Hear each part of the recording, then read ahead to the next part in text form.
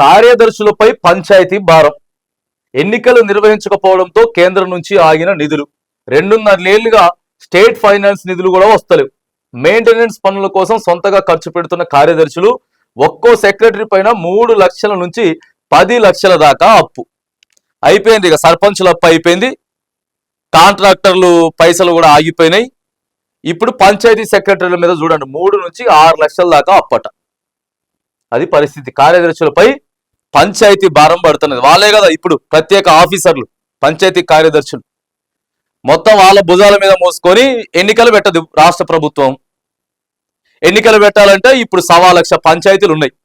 పంచాయతీలు ఎన్నికలు పెట్టాలంటే 1.25 లక్ష పంచాయతీలు అధికార కాంగ్రెస్ పార్టీకి ఉన్నాయి. కులగణన ఇంకా కాలే, ఫైనల్ కాలే, తేల్చలేదు. ఇప్పుడు నోటిఫికేషన్ ఇచ్చి ఎన్నికలు పెడితే ప్రజలంతా కూడా చాలా అసలు మామూలు సీరియస్గా లేరు. రైతు బంధు రాలే, రుణమాఫీ రాలే, రేషన్ కార్డులు రాలే, ఇందిరమ్మ ఇండ్లు ఫస్ట్ ఫేజ్లో ఇంకా మొదలు పెట్టలే, ఆ ఫస్ట్ బిల్లు రాలే. ఇదంతా ఏడబడుతున్నది పంచాయతీ సెక్రటరీల మీద పడుతున్నది. ఆడికెల్లో వస్తాడు పాపం పంచాయతీ సెక్రటరీ. ఆయన ఊరు కాదు, ఆయన సొంత ఊరు కాదు, సర్పంచ్ దన్నా సరే నా సొంత ఊరు కోసం ఎంతో కొంత అప్పు చేసినలే పెట్టినలే చిన్న కొత్తే ఏడికెల్లో వస్తాడు పాపం పంచాయతీ సెక్రటరీ. ఆయన ఉద్యోగం ఆయన చేసుకోవడానికి వస్తే ఇవాళ ఆయన మీద భారం మొత్తం వాళ్ళ చేతులకెళ్ళే ఇస్తున్నారు వాస్తవంగా. ఇప్పుడు టక్కున పంచాయతీ సిబ్బంది ట్రాక్టర్ల డీజిల్ పోసుకొని పోవాలి. పెట్రోల్ బంక్ ఆయన ఎన్ని రోజులు పోతాడు, డీజిల్ అప్పు ఎంతో కొంత ఇచ్చి పంపించాలి. తర్వాత వాళ్ళకి అయ్యి ఉంటాయి, మొత్తం ఆ రోడ్డు అంతా క్లీన్ చేయాలి. రోడ్డు అంతా క్లీన్ చేయకపోతే దట్టంగా వేరుకుపోయి ఉంటుంది, వీళ్ళు పోవాలి, దానికి చిన్న చిన్న పనిముట్లు కావాలి. ఇగో ఇవన్నీ కూడా చిన్న చిన్న చెప్పుకోలేనటువంటి పరిస్థితి పంచాయతీ కార్యదర్శుల మీద ఉన్నది. మరి ఎందుకు ఎన్నికల పెట్టలు? కేంద్రం నుంచి నిధులు రావు. మనం కూడా అదే చెప్తా ఉన్నాం కదా, నిధులు రావు. నువ్వు సంవత్సరం అయిపోయి సర్పంచ్ లేకపోతే ఎందుకు నిధులు వస్తాయి? వాళ్ళు కూడా ఆపేస్తారు. సర్పంచ్లు ఫస్ట్ పట్టుకరండి, మీరు ఎన్నికలు పెట్టని చెప్తారు. భయపడుతున్నారు, ఎన్నికలు పెట్టడానికి భయపడుతుంది ప్రభుత్వం. పంచాయతీ కార్యదర్శులు ఆగమాగం అవుతున్నారు. రాష్ట్రంలో గ్రామ పంచాయతీలకు ఎన్నికలు నిర్వహించకపోవడంతో కేంద్రం నుంచి పల్లెలకు రావాల్సిన నిధులు ఆగిపోయాయి. నేడు జనవరి నుంచి ఇదే పరిస్థితి. ఇటు 2.5 ఏళ్లుగా రాష్ట్రం నుంచి స్టేట్ ఫైనాన్స్ నిధులు కూడా రావడం లేదు. మరోవైపు ఆస్తి పనులు వసూలు కావట్లేదు.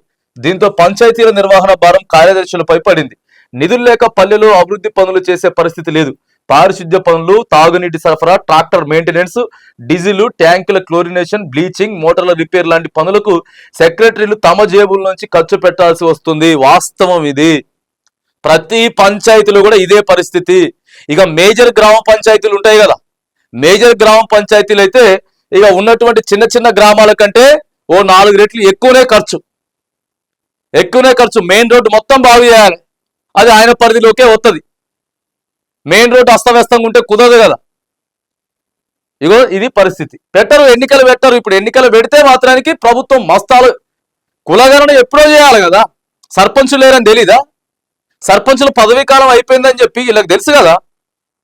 అరే ఓ 6 నెలలు సంవత్సరం ఎన్నికలు పెట్టుకుంటే ఇబ్బంది అయితే నిధులు రావు, పంచాయతీ కార్యదర్శులు ఇబ్బంది పెడతారని చెప్పి తెలవదా? ఇవన్నీ తెలుసు. ఇవన్నీ తెలిసినా కూడా మౌనం, పోషక పాత్ర వహిస్తా ఉన్నారు కేవలం. ఇక తమ జేబుల నుంచి ఖర్చు చేయాల్సి వస్తుంది. 2 ఏళ్లుగా ఇదే పరిస్థితి ఉండడంతో ఒక్కొక్కరు 3 నుంచి 10 లక్షల దాకా అప్పులు చేశామని కార్యదర్శులు వాపోతున్నారు. అప్పులు తెచ్చి పనులు చేస్తున్న కొందరు ఉన్నతాధికారులు ఫీల్డ్ విజిట్ పేరుతో ఎక్కడో ఓ లోపం పట్టుకొని తమపై చర్యలు తీసుకుంటున్నారని, ఇది ఎంతవరకు సమంజసమని సెక్రటరీలు ప్రశ్నిస్తున్నారు. వాస్తవమే కదా.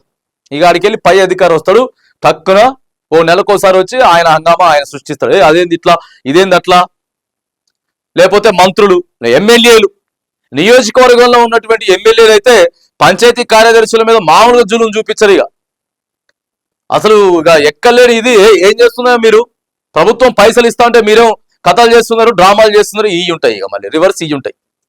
ఫస్ట్ ఎన్నికలు పెట్టి మీరు ఎన్నికలు పెట్టి సర్పంచులు పెట్టి కొద్ది గొప్ప ఆడికెళ్ళి బిల్లులు ఇచ్చి కేంద్రం నుంచి వచ్చే బిల్లులు ఇవన్నీ కూడా క్లియర్ చేయండి. క్లియర్ చేసి అప్పుడు ఓ మాట అంటే బాగుంటుంది. ఇలా జేబులకి వెళ్ళి పెట్టుకుంటున్నారు. జీతాలు కూడా అలా జీతాలలో కూడా ఖర్చు పెట్టుకుంటున్నారు ఆ పంచాయతీ కోసం. కనపడినటువంటి ఖర్చు ఉంటుంది. పంచాయతీలో మామూలు ఖర్చు ఉండదు. సో ఇవన్నీ కూడా భారం పడతా ఉన్నాయి. మరి ఇప్పటికైనా సరే రాష్ట్ర ప్రభుత్వం కొద్దిగా ఆలోచన చేయండి. పెట్టండి. ఇప్పుడు మళ్ళా ఎగ్జామ్స్ నడుస్తున్నాయి కదా, ఇంటర్మీడియట్ 10th ఇవన్నీ అయిపోవాలి. ఇక ఇవన్నీ ఉన్నాయని చెప్పి జనవరి ఫిబ్రవరిలోనే పెడతామన్నారు. ధైర్యం సరిపోలే, కులగణన కాలే, గ్యారంటీ లేని చక్కగా ముందుకు పోతాయి, సర్పంచులు పీక్తాయి. అప్పుడు ఏమవుతుంది, ఇక అది మొత్తం మీడియాలో మొత్తం అల్చలైపోయేసరికి ఇంకా కొంచెం డౌన్ ఫాల్ అవుతుంది కదా ప్రభుత్వం. ఎన్నికలు పెట్టడానికి భయపడుతున్నారు. పంచాయతీ సెక్రటరీల మాత్రానికి అదనపు భారం పడతా ఉన్నది. ఇప్పటికైనా సరే వీటన్నిటి దృష్టిలో పెట్టుకొని ఎన్నికలు పెట్టేటటువంటి ప్రక్రియ చేయండి.